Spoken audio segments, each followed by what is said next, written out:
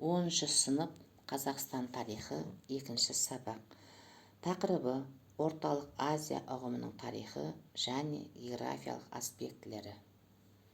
Сабақтың мақсаты Орталық Азия түсінігін аймақтың тарихы және географиялық ерекшеліктерін сипаттау үшін пайдалану. Осы сабақ арқылы жүзеге асатын оқу мақсаттары: бірінші, Орталық Азия ұғымының саяси географиялық мәні. Екінші, Орта Азия, Түркістан және дала өлкесіне тоқталу. Үшінші, Орталық Азия табиғаты мен климатына шолу жүргізу. Балалар, біздің алдымызда Қазақстан мен Орта Азияның картасы тұр. Осы арқылы біз өзіміз Қазақстан жеріндегі аймақтарда қандай болғаны тоқтайық. Физикалық географияда Орталық Азия Евразияның ішкі ағынды, ал оны жататын түкпірдегі орталық аудан болды. Енді Орталық Азия ұғымын алғашқы рет 19 ғасырда немістің зерттеуші Карл Риттер мен Александр фон Умлет кеңінен қолданды. Риттер Орталық Азия Евразияның ішкі биік аудандары деп қана атап көрсетті. Ол түбектер мен ойпаттарға қарастырған жоқ. Енді картадан қарап отыратын болсақ, Орта Азиялық ұғымы кең қолданған. Ол мынандай жағдайға байланысты болған: мемлекеттердің арасында қазіргідей шекаралар кейін белгіленді. Қарасақ, Өзбекстанның, Тәжікстанның, Түркменстанның әр мемлекеттің өзінің шекарасы бар. Міне осы картада Орталық Азия өркениетіне қазір Орталық Азия мемлекеттерінің ауқымының да кең ауқымын қамтиды.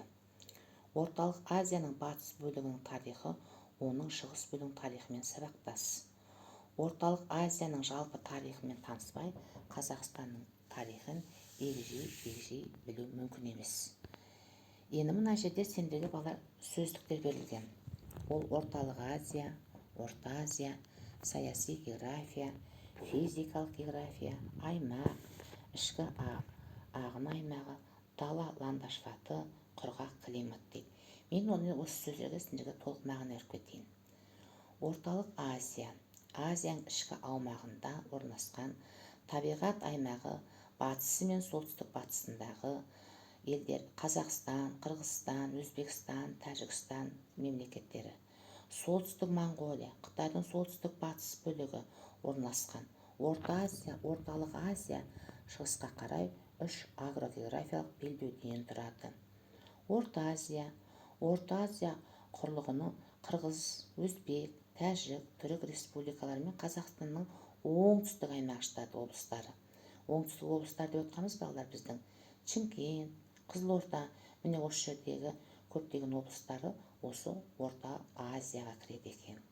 Ал енді саяси географиясы дегеніміз не? Ол саяси үрдістердің кеңістік жағдайында аумақтық, экономикалық, географиялық, климаттық, табиғи фактылармен өзара байланысын зерттейді. Саяси география географиялық түрге баса көңіл бөледі. Саяси түсініктеме береді, саяси аспектілеріне талдау жасайды. Енді физикалық география дегеніміз не екен? Ол жердің атмосферасы, географиялық ортасы және жердің типтері. Ғылыми салада физикалық география дәл өзінен немесе жер тану ғылымнан тұратын ғылымдардың жүйесі болып табылады. Енді аймақ дегеніміз түркі тілінде аумақ, округ, облыс, ел, халық деген ұғымды білдіреді. Жалпылама алғанда өлке, облыс, мекен-жай төңірегінде. Геологияда, саяси географияда регион, физикалық ел, аудан сөзінің баламасы ретінде қолданады екен. Ішкі ағын аймағы дегеніміз ол құрлық суларының дүниесі мұхит емес, ішкі тұйық алапаттарға ағындысы. Арал, Каспий, Еділ, Жайық, Әмудария, Сырдария өзендерінің алапаттарына жатады екен осыған. Ал дала ландшафты дегеніміз ол Қазақстан аумағындағы орналасқан жерлердің жаңағы геологиялық құрылымы әртүрлі олар. Жердің бедері, ойпаты, қыраты, үстірттер болып келеді. Мысалы, біз өзіміз тұратын Торғай даласы көбінесе ландшафттары ол көбінесе жер бедерлерімен ерекшеленеді. Ол шалғынды, сортаңды аумақтарда жиі кездеседі екен. Құрғақ климат дегеніміз не? Ол жауын-шашынды ауа райлары осы орталық Азия жерінде кездесетін үлкен климаттық жауын-шашын.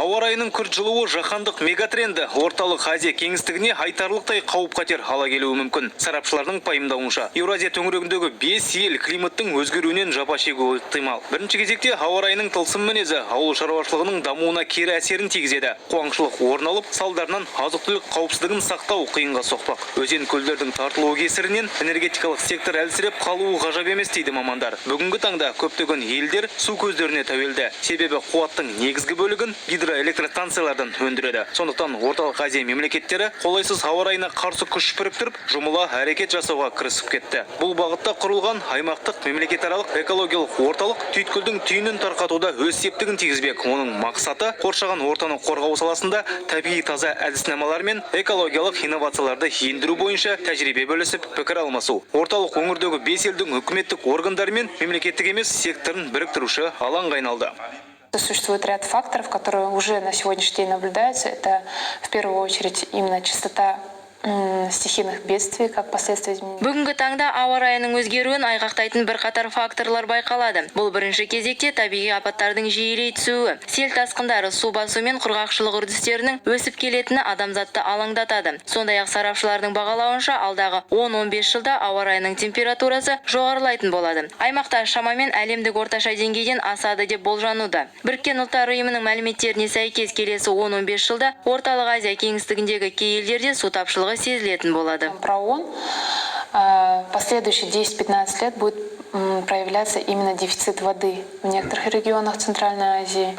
Климаттың өзгеруіне қатысты түрлі сараптамалық болжамдарға сәйкес 2030-2050 жылдары орталық Азияда ауа райы 1-3 градусқа жылитын болады. Осыған орай аймақтың экологиялық орталығы Арал теңізінде орын алған қолайсыз ауа райының салдарын жеңілдетіп, бейімдеу үшін арнайы бағдарламаны жүзеге асырып жатыр. Camp4SB жобасы Дүниежүзілік банктың қолдауымен 2016 жылдан іске асырылуда. 2021 жылға дейін арналған бағдарлама бұл сын қатердің алдын алу үшін салаға заманауи озық үлгідегі технологияны ендіруді көздейді.